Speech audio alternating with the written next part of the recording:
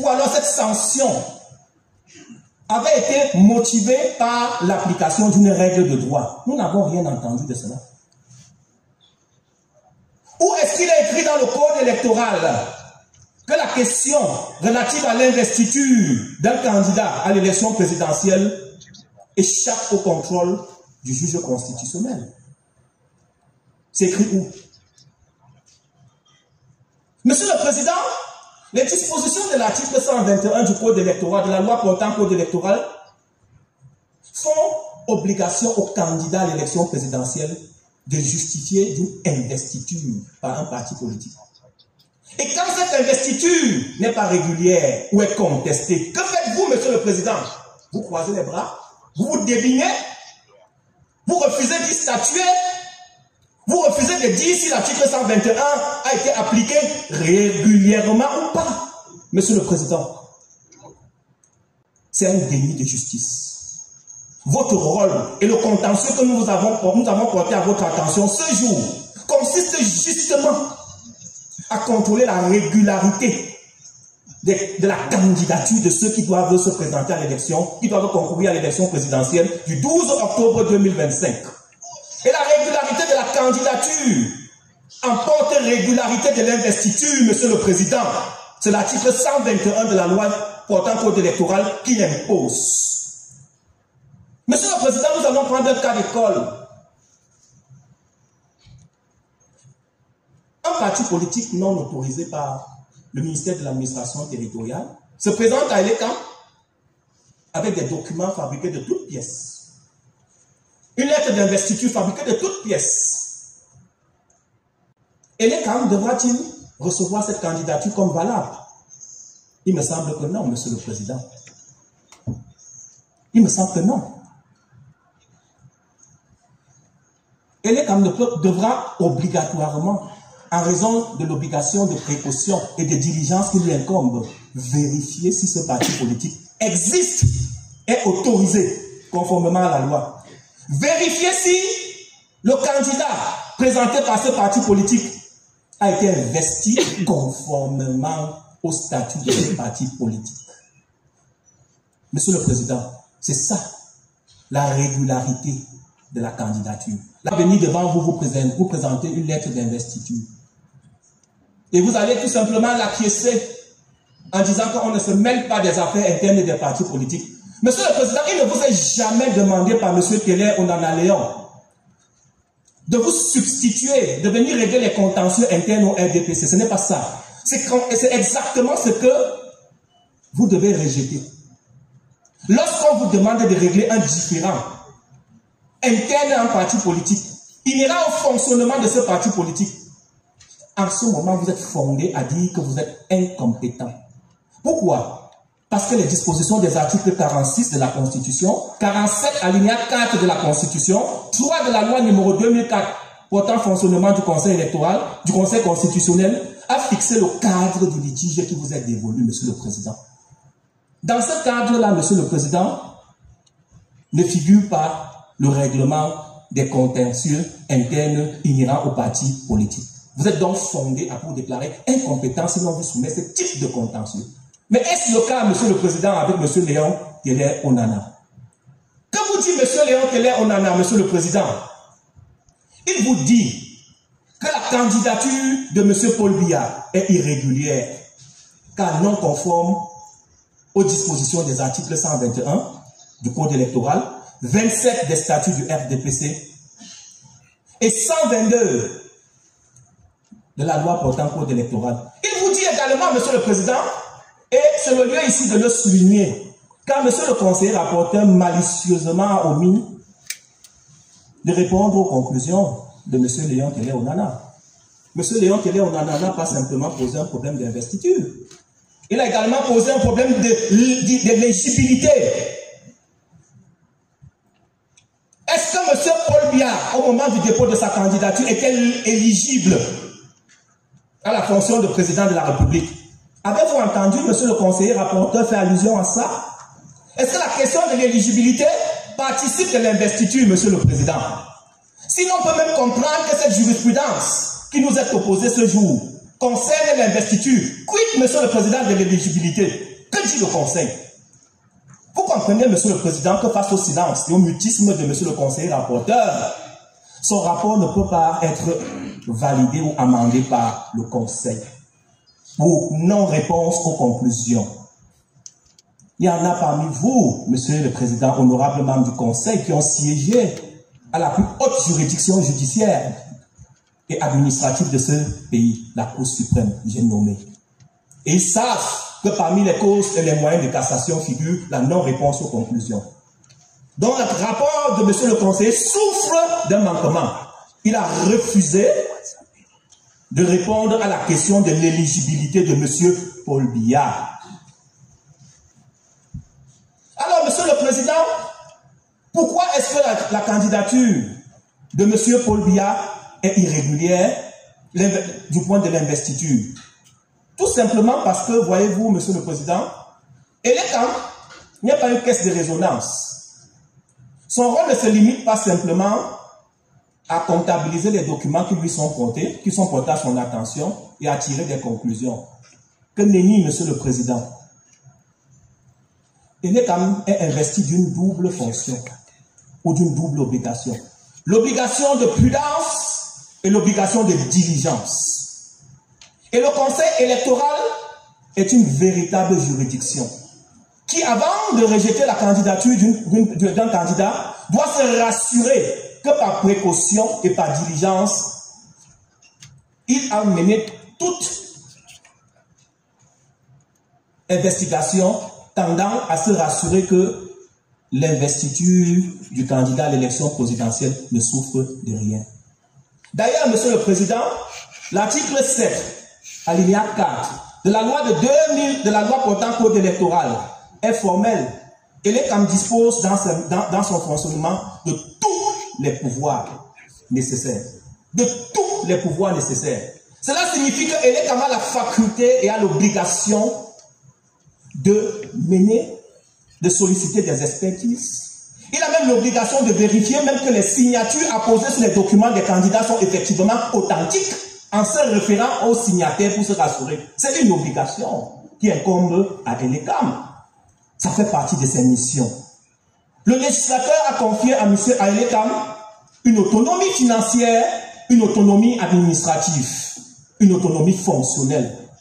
Et cette autonomie-là, et cette mission, je veux dire, cette mission d'investigation est absolue. Revenons, Monsieur le Président, au cas du candidat Paul Biya. Monsieur Paul Biya est militant du RDPC. Il dépose un dossier qui contient une lettre d'investiture. Autrement dit, il est investi par un parti qui s'appelle le RDPC. Et l'État doit se rassurer et se poser la question de savoir, est-ce que le RDPC existe du point de vue de la loi, est autorisé? La réponse, c'est oui. Est-ce que le RDPC encourt une interdiction ou une suspension? La réponse, c'est non. Est-ce que l'investiture a été faite conformément au statut? Voilà le grand mystère. Est-ce que cette investiture ou l'investiture du candidat est contestée devant une juridiction compétente? C'est le cas en l'espèce. Voyez-vous, Monsieur le Président, s'agissant particulièrement du RDPC, nul ne peut être candidat au terme des dispositions de l'article 27 alinéa 3 des statuts de ce parti politique. Nul ne peut être investi comme candidat de ce parti politique s'il en est le président national. Et cette question-là, justement, de la légitimité de M. Paul Biya à agir en qualité de président national du RDPC est doublement contestée devant le juge judiciaire, lequel est compétent en matière de règlement des litiges internes aux partis politiques. Lui, juge des libertés fondamentales, est saisi de ce dossier. Monsieur Léon Keller Onana a traîné le RDPC en justice pour que cette question soit résolue, avant que le corps électoral ne soit convoqué, avant que M. Paul Biya ne dépose sa candidature. Et il a tenu Elekam informé de cette procédure. Cela signifie, Monsieur le Président, que Elekam savait particulièrement au moment de statuer sur la validité de la candidature de M. Paul Biya, qu'il y avait une contestation, une double contestation, devrais-je dire, relative à la légalité et à la légitimité de M. Paul Biya à agir en qualité de président national. Vous voyez, Monsieur le Président, nous ne vous ramenons pas ce contentieux, nous vous informons juste que ce contentieux existe et que d'autres juridictions sont présentement saisies de ce contentieux. La question qui se pose, voyez-vous, est celle de savoir, Elekam, dans ses attributions, a-t-il compétence pour régler les litiges internes au fonctionnement des partis politiques? La réponse c'est non, Monsieur le Président. À la lecture des dispositions des articles 10, 11 et suivants de la loi portant code électoral.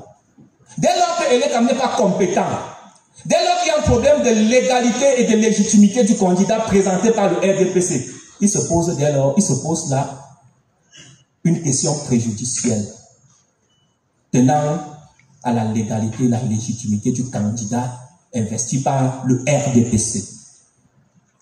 La conséquence immédiate que devait tirer Elekam devait être celle-ci, Monsieur le Président. En l'état actuel, à la clôture, Monsieur le Président, du délai légal fixé par la loi, le Conseil électoral devait déduire et constater que le RDPC n'a pas pu lui présenter une investiture non conforme, non contestée. Et il n'appartient pas à Elekam de se substituer au juge judiciaire pour régler les questions internes. Encore moins vous.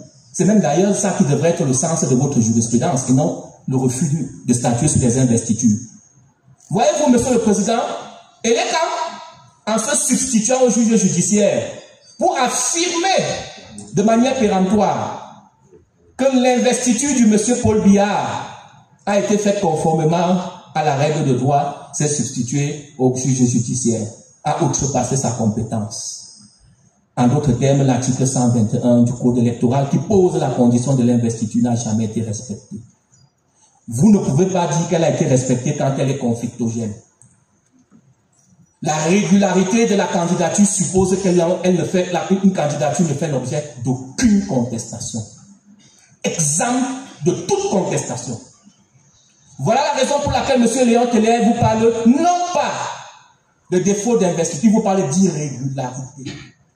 En droit, il y a des grands maîtres de droit parmi vous, savent ce qu'on appelle la régularité ou l'irrégularité, le non-respect à la conformité, à la loi. Non-respect à la conformité, c'est-à-dire à la règle de droit. Donc, Monsieur le Président, aujourd'hui, vous ne pouvez pas adouber la résolution de l'Écam sans vous substituer au juge judiciaire et affirmer de manière péremptoire que le RDPC a investi M. Paul Biya conformément à la règle de droit. Monsieur le Président, ça c'était la première articulation du moyen invoqué par M. Léon Teller Onana, pris de la violation de la loi. Monsieur le Président, M. Paul Biya a annexé à sa déclaration de candidature une lettre d'investiture. Voilà un point d'achoppement. L'article 23 des statuts du RDPC dispose que c'est le comité central qui procède aux investitures sur le plan national et local.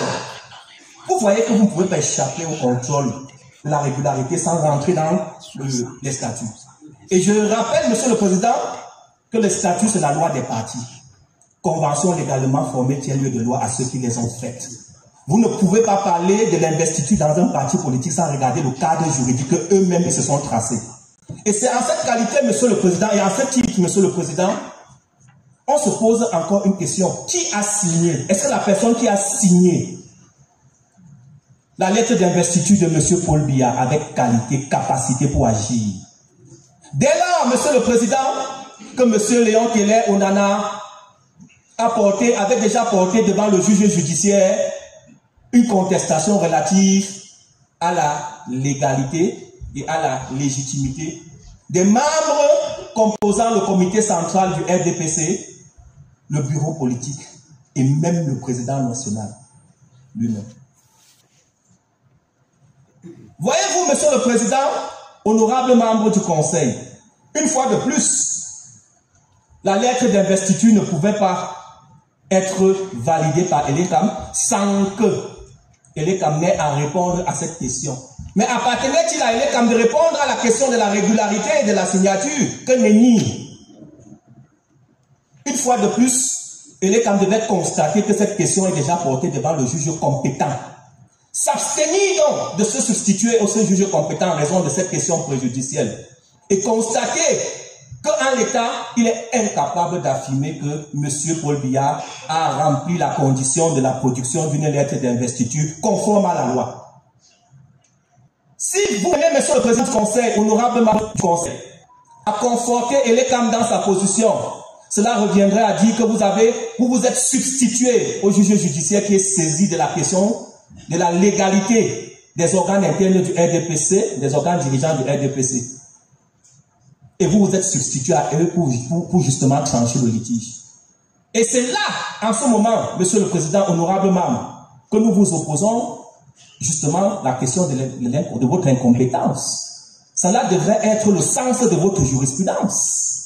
Et non celle de vous déligner lorsqu'on vous demande d'appliquer les dispositions, de vérifier si l'article 121 a été conforme, a été correctement appliqué ou pas. Monsieur le président, honorable membre du conseil, vous allez constater qu'en l'état, il est impossible pour Elekam, encore moins vous, d'affirmer que la lettre d'investiture qui a été versée au dossier de procédure l'a été conformément à la loi, notamment au texte de base du RDPC. Tant qu'il y a un litige pendant devant le juge judiciaire et que cette question doit d'abord être tranchée avant que l'on revienne. Monsieur le président, le troisième moyen, ou du moins la troisième articulation du moyen invoqué par M. Kélé Léon Onanaro soutien de son recours, porte justement sur la question de l'éligibilité du candidat Paul Biya, que monsieur le conseiller rapporteur a pris le soin de ne pas évoquer dans son rapport. Et comme par coïncidence, nous avons constaté que monsieur Paul Biya, dans son mémoire-réponse, l'a esquivé lui-même. Nous avons constaté également que Elekam, dans son mémoire-réponse, n'a pas répondu à cette question, a esquivé la question qui fâche réellement. Nous avons constaté que le MINAT, le ministère de l'administration territoriale, qui s'était invité par effraction dans la procédure, car faut-il le souligner en passant, il n'est ni de près ni de loin intéressé par ce procès.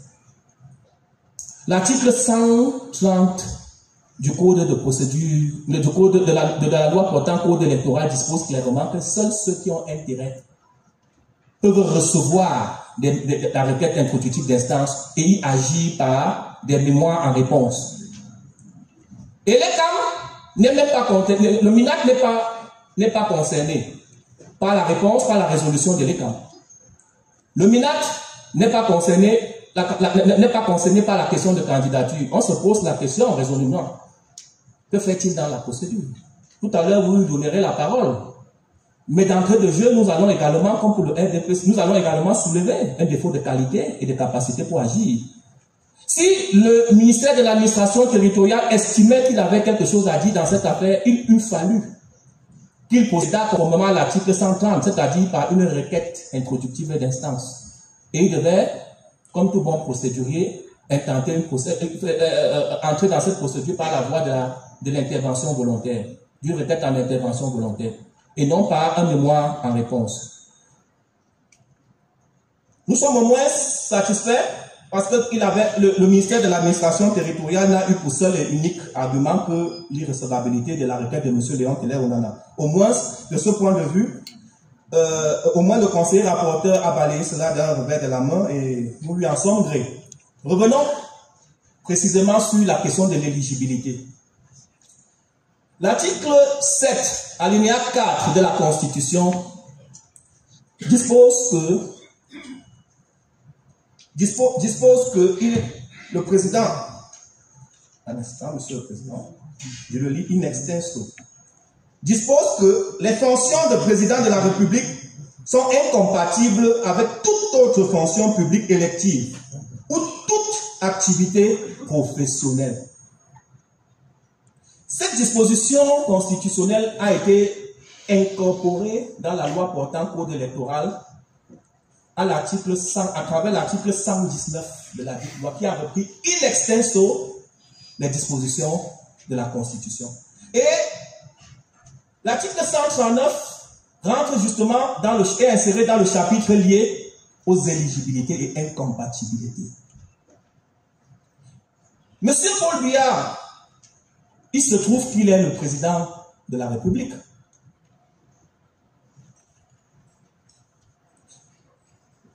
A-t-il démissionné de ses fonctions de président de la République au jour? Avait-il démissionné au jour du dépôt de sa candidature? La réponse c'est non. Il me semble, monsieur le président, que vous n'avez pas encore constaté la vacance à la tête de l'État. Et là, quand, en confortant la candidature de ce dernier, conforte le fait qu'il est le président national du RDPC. Vous voyez-vous, la question de l'investiture, de la qualité du candidat, on ne peut pas l'échapper. Le ministre de l'administration territoriale a d'ailleurs pris une note au lendemain du dépôt de la candidature de M. Paul Biya pour dire à celui qui tient lieu de secrétaire général de fait du Rassemblement démocratique du peuple camerounais qu'il prend acte du dépôt de la candidature de M. Paul Biya, président national du RDPC. Et c'est là où c'est intéressant. Les statuts du RDPC sont formels, nous l'avons dit. Seul le président national peut être déclaré candidat à l'élection présidentielle. La question qui se pose est celle de savoir, est-ce que le président de la République, M. Paul Biya, peut à la fois être président de la République et président national du RDPC au moment où il compétit aux fonctions de président de la République? Le code électoral répond par la négative. Il vous dit c'est un cas d'incompatibilité fonctionnelle. Et il vous dit, lorsqu'il y a incompatibilité fonctionnelle, la sanction est immédiate. C'est l'inéligibilité du candidat. Monsieur Paul Biya aurait dû choisir soit de rester président de la République et de laisser la place à un autre militant du RDPC, investi comme tel à l'intérieur, comme président national, ou alors démissionner de ses fonctions de président de la République et venir concourir en interne. Monsieur le Président, il y a la notion de fonction publique élective qui est mise en avant dans la Constitution et dans le code électoral. Fonction publique élective, ce groupe de mots est très important. Fonction publique élective. Monsieur Paul Biya, si tant est que vous confirmez partiellement la décision de l'ECAM qui fait de lui le président national du RDPC, exerce-t-il, est-ce qualité, une fonction publique élective? La réponse est toute trouvée. L'article 27, l'article 19 des statuts du RDPC dispose que le président de la République est élu par le Congrès. Donc la qualité de président au sein du RDPC n'émane pas d'une nomination, mais d'une élection. Et cette élection se fait à l'intérieur d'un appareil politique, qui est un parti politique. Et que dit Monsieur le Président? L'article 1er de la loi de 90 sur les partis politiques. Les partis politiques concourent à l'expression du suffrage. Et cet article 1er reprend les dispositions de l'article 3 de la Constitution. La mission constitutionnelle des partis politiques est de concourir à l'expression du suffrage. À ce titre, Monsieur le Président, un parti politique est un appareil investi d'une mission d'utilité publique. Et c'est d'ailleurs en cette qualité, Monsieur le Président, honorable membre du Conseil, que les partis politiques reçoivent des subventions dans le cadre de leur fonctionnement et que l'article 284 du Code de la loi portant Code électoral impose et prescrit qu'en matière électorale, puisqu'ils concourent à l'expression du suffrage, c'est-à-dire à la conquête du pouvoir, ils doivent être appuyés par un financement public. À la différence des simples associations qui ne reçoivent pas de lettres, pas de financement, sauf lorsqu'elles sont reconnues d'utilité publique. Vous voyez, même là, le législateur met l'accent sur la notion d'utilité publique. En ce qui concerne les partis publics, leur essence même, c'est de conquérir le pouvoir, c'est de participer au scrutin. On ne crée pas un parti politique juste pour le bénéfice de ses membres. Monsieur Paul Biya est aujourd'hui président de la République parce qu'il a été porté à la tête de l'État par un véhicule qui s'appelle le RDPC, qui est un parti politique. En tant que président de la République, sert-il seulement les intérêts de ses camarades? Sert-il uniquement les intérêts des militants du RDPC? Non. Il sert les intérêts de l'ensemble de la nation, nous tous dans cette salle, sans distinction de sexe, de croyance, de religion, ni de parti politique. Vous voyez le rôle public, éminemment public, l'utilité éminemment publique d'un parti politique. Et quand on est à la tête d'un véhicule d'être un parti politique, le représentant de ce véhicule exerce une fonction non seulement publique, comme c'est le cas public, et élective, comme c'est le cas du RDPC. La vérité du RDPC n'est pas forcément celle des autres partis politiques. Nous ne savons pas ce qui se passe dans d'autres formations politiques. Mais en ce qui concerne le RDPC, nul ne peut prétendre agir en qualité de président national s'il n'est élu. Et cette élection-là emporte qu'il représente le parti partout où besoin est. Alors, Monsieur le Président, Monsieur Paul Biya est président de la République au moment où nous parlons, président de la République au moment où le Conseil électoral a rendu sa résolution, et président de la République au dire de l'ECAM, du ministre de l'administration territoriale, du Rassemblement démocratique du peuple camerounais. Autrement dit, il cumule à la fois la fonction de président national, de président de la République, et une fonction publique élective. Cette double fonction, Monsieur le Président, est proscrite par la Constitution, qui est la norme suprême, que l'État s'est obligé de respecter conformément aux dispositions des articles, aux dispositions de la loi portant code électoral.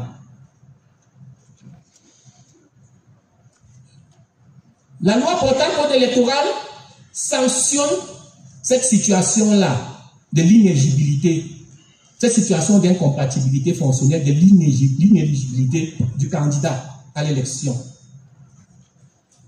Là, Monsieur le Président, la discussion a été évitée à dessein. Pourtant, elle a été portée dans le recours introductif d'instance de M. Télé Léon Onana. Elle est là, sous vos yeux, Monsieur le Président. Comment ferez-vous pour esquiver cette question qui ne traite pas de l'investiture, Monsieur le Président?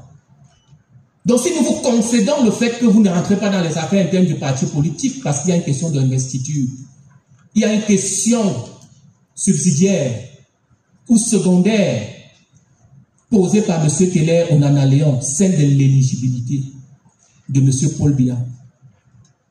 Le simple fait, Monsieur le Président, que l'ECAM n'ait pas répondu à cette question, vous venez de lire, Monsieur le conseiller rapporteur a bien fait de lire la résolution portant rejet des candidatures. L'ECAM n'a pas répondu à cette question. n'a pas répondu à cette question. Et vous devez répondre à cette question, Monsieur le Président.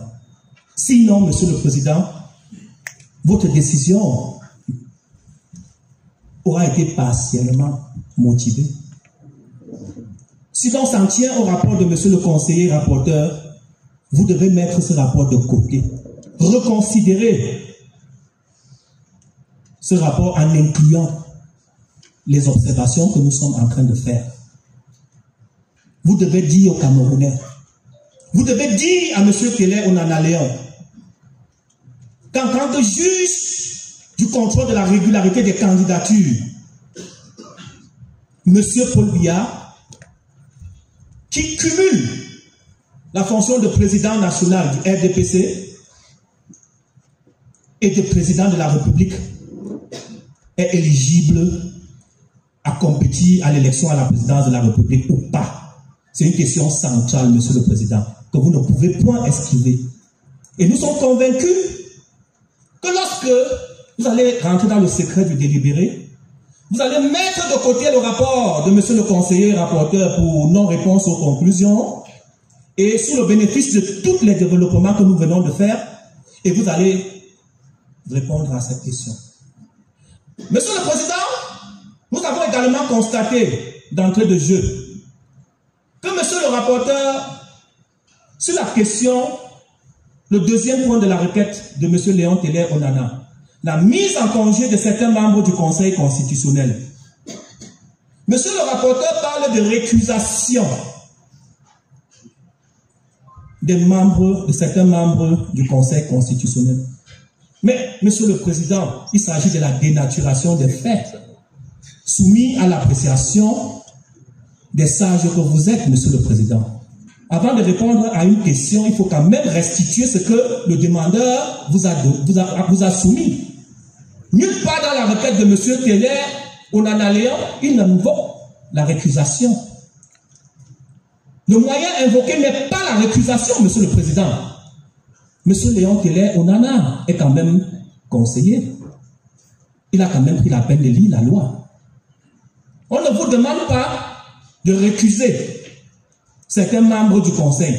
La récusation signifie, Monsieur le Président, que pour cause de suspicion légitime de certains membres du Conseil, l'on soumette la question de suspicion à une autre juridiction pour qu'elle apprécie et que l'on revienne devant vous afin que vous puissiez continuer l'examen de la procédure. Ce n'est pas ça la récusation. La question mise en avant ou à vous soumis par M. Télé Léon Onana, c'est la mise en congé d'office de certains membres du Conseil constitutionnel. Vous êtes des technocrates, des techniciens. Ne vous trompez pas sciemment. Dites-nous, Monsieur le Président, l'article 23, le fondement juridique de la demande de M. Léon Télé Onana, c'est l'article 23 de la loi numéro 2004 portant statut des membres du Conseil constitutionnel. Exactement, Monsieur le Président. Mais exactement, Monsieur le Président. Monsieur le Président, vous avez posé la question. Permettez-nous de répondre à nos termes. Parce que nous avons soumis une requête, le conseiller rapporteur a répondu en ces termes. Et notre rôle ici, c'est de restituer ce que nous avons mis dans notre requête. Nous disons, Monsieur le Président, et nous avons visé l'article 23, nous disons, Monsieur le Président, que M. Léon Télé, on en a constaté que certains membres du Conseil, vous allez me pardonner, la question s'y prête de nommer ces membres. Monsieur Clément Atangana, président du Conseil de séance, constitutionnel de séance. Courant le 29 octobre 2024, a pris part, d'après le rapport qui a été fait par Cameroun Tribune, dont nous vous avons produit, à l'appui de la requête, copie de l'éditorial, ou du moins de l'article, a pris part à une réunion d'une association dénommée ADENSO, Association des représentants ou des élites d'Union ESSO, disons-le comme ça. Au terme des travaux de cette association, une motion de soutien a été faite à M. Paul Biya, président de la République à l'époque et maintenant, afin qu'il candidate à l'élection présidentielle de 2012. Ça, ce sont les faits, Monsieur le Président. Et les faits également, c'est que M. Léon Teller, on en a constaté. Vous avez une décision de justice qui confirme la vérité de cette loi. Monsieur le Président, nous y venons. Est-ce que vous avez une décision de justice qui confirme la vérité de cette loi? Monsieur le Président, nous y arrivons.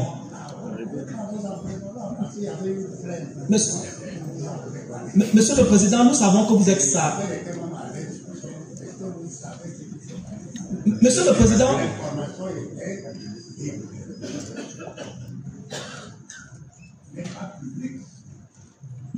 Monsieur le Président, Monsieur le Président, il me semble qu'à l'article 19 de la loi numéro 90/059 du 19 décembre 1990 portant exercice de la profession d'avocat, l'avocat est le maître de la stratégie qu'il déploie dans le cadre de la défense de son client, à condition que cela soit conforme à la loi. Il me semble, Monsieur le Président, que nous sommes appuyés sur les dispositions de l'article 23 de la loi numéro 2004 portant statut des membres du Conseil constitutionnel. Et si vous nous interrompez, vous ne pouvez pas écouter le fond de notre problème, de notre pensée. Surtout que Monsieur le conseiller rapporteur a préféré éviter cette question. Nous étions disant, Monsieur le Président, honorable membre, que Monsieur Clément Atangana, je vous ai dit de me pardonner puisque la question, le moment s'y prête, s'est retrouvé en train de prendre part à une réunion d'une association au terme des travaux de cette association, une motion de soutien a été lue publiquement en faveur et appelant M. Paul Biya, président de la République, à se présenter à l'élection présidentielle de 2012, du 12 octobre 2025. Voyez-vous, Monsieur le Président, cette question a fait l'objet d'une plainte de la part du mouvement national, du mouvement pour la renaissance du Cameroun, parti politique légalisé, et rendue publique. Nous sommes allés sur la page de Maître Mélie Hippolyte, qui est dans cette salle et qui m'écoute. Nous avons téléchargé la copie de la plainte que nous avons versée au dossier de procédure, puisque nous ne pouvons pas avoir le fond de dossier, n'étant pas dans le dossier. Nous avons également téléchargé sur sa page Facebook, où il a rendu publique la procédure, la notification faite à M. Clément Atangana et à M. Mikwaché de la plainte déposée contre eux. Ah, Monsieur le Président, nous avons investigué, nous avons cherché à comprendre et à vérifier si cette procédure est définitivement arrivée à son terme. Autrement dit, si vous êtes mis en congé pour apporter votre innocence, Et nous nous sommes rendus compte que la procédure est encore pendante devant la Cour d'appel du Centre. Monsieur le Président, honorable membre du Conseil, le Conseil constitutionnel est une institution hautement sérieuse, prestigieuse. Le législateur n'a mis sur la tête d'aucun magistrat, aucun autre magistrat de la République, l'obligation de se mettre en congé lorsqu'il fait l'objet d'une procédure pénale. Il n'y a que aux membres du Conseil constitutionnel que le législateur a soumis à cette obligation. Et pourquoi? L'article 23 de la loi numéro 2004 portant statut des membres du Conseil constitutionnel dispose clairement que c'est dans l'intérêt et le prestige de l'institution dans laquelle vous siégez Vous êtes le Conseil constitutionnel, le régulateur du jeu politique au Cameroun. C'est vous qui décidez, qui veillez à la régularité du jeu politique. C'est un organe ultra sensible. L'indépendance doit être de mise. Il ne doit avoir aucune suspicion. Voilà la raison pour laquelle le législateur a mis sur la tête du magistrat visé par une procédure pénale l'obligation de se mettre en congé d'office par lui-même. C'est-à-dire, il n'a pas besoin qu'on le contraigne de se mettre en congé. Dès lors qu'il est informé de l'existence de cette procédure, il se retire jusqu'à l'issue de la procédure pénale. C'est ce que dit l'article 23 de la loi dont nous venons de citer. Voyez-vous, Monsieur le Président, nous ne nous attendions pas à ce que vous soyez là ce jour devant nous.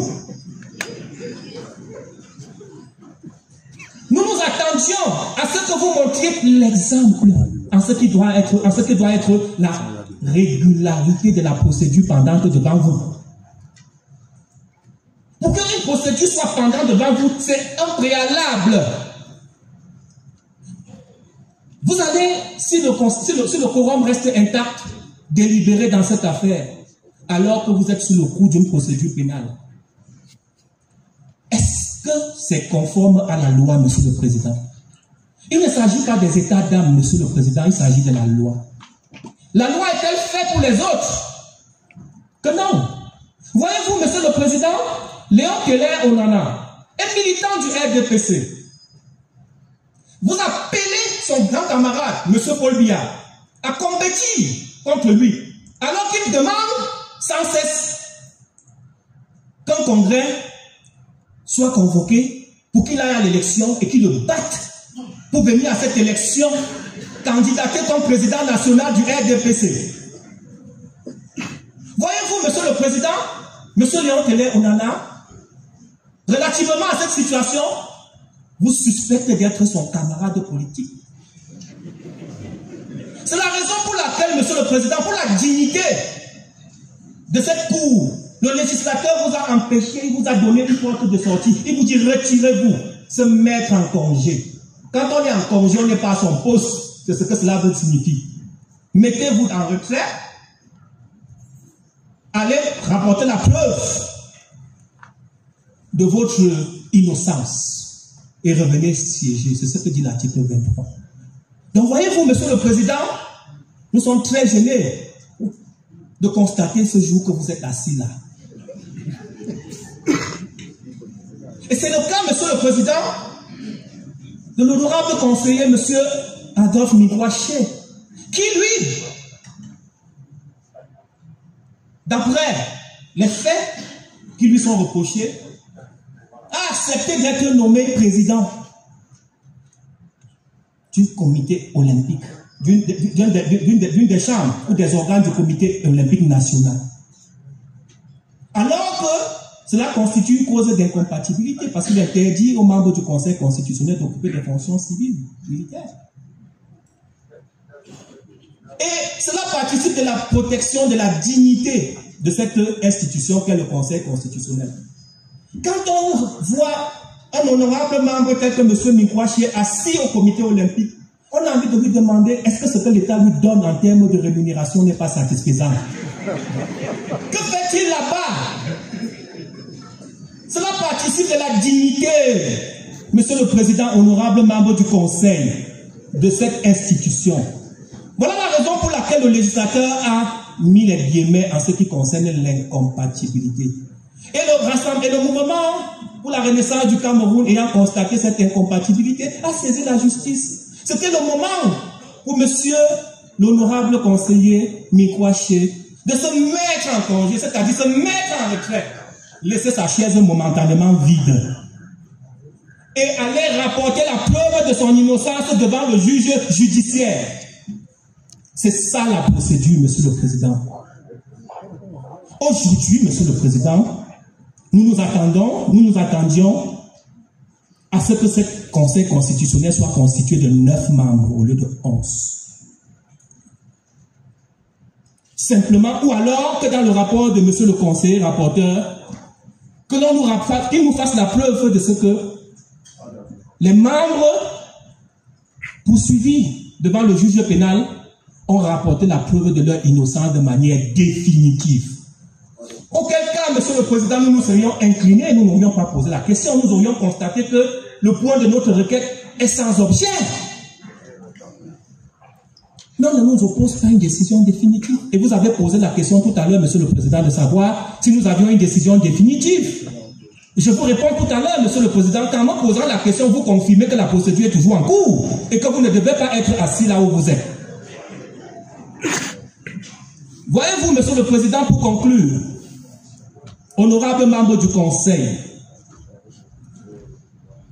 Monsieur Léon Teller Onana est un jeune militant, jeune Camerounais, militant du Rassemblement démocratique du peuple camerounais, disciple de son grand camarade Paul Biya, que cela vous surprenne ou non, adepte des concepts rigueur et moralisation. Mais, voyez-vous, Monsieur Léon Teller Onana n'est pas un jeune suiveur moutonnier. C'est quelqu'un qui se rappelle de cette pensée de Descartes, cogito ergo sum. Il pense. Il ne laisse pas qu'on pense à sa place. Il a décidé et accepté de suivre, d'adhérer au RDPC par conviction et avec la ferme ambition de faire en sorte que la rigueur et la moralisation ne soient pas un simple slogan philosophique, ne soient pas de simples mots, que cela soit une réalité au sein même de sa formation politique. Monsieur Léon Teller Onana est un traître pour certains, révolutionnaire pour d'autres, conspirationniste pour certaines personnes. Mais en fait, il se constitue simplement comme un héritier de son grand camarade, M. Paul Biya.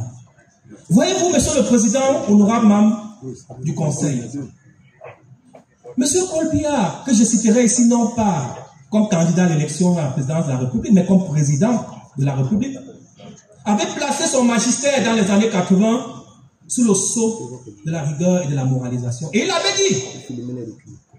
il avait dit, et ce n'était pas cette fois-là par personne interposée, ce n'était pas une procuration. Il n'a pas dit en ce moment-là qu'on nous dise qu'il a dit que. Il a dit, expressis verbis, qu'il aimerait être cette personne-là, dont on se souvient comme étant celle qui a apporté la démocratie et le développement, Monsieur le Président. C'est quoi la démocratie? L'un des piliers de la démocratie, Monsieur le Président, c'est l'alternance. Je répète le message. L'un des piliers de la démocratie, c'est le respect de la règle de droit. L'un des piliers de la démocratie, Monsieur le Président, c'est la soumission aux institutions de la République. Monsieur Teller Onana, fidèle à son grand, à son maître, qui n'est autre que son grand camarade politique, a osé, en tant que jeune, puisque c'est une prescription, c'est un appel qui a été fait lors d'un discours à la jeunesse.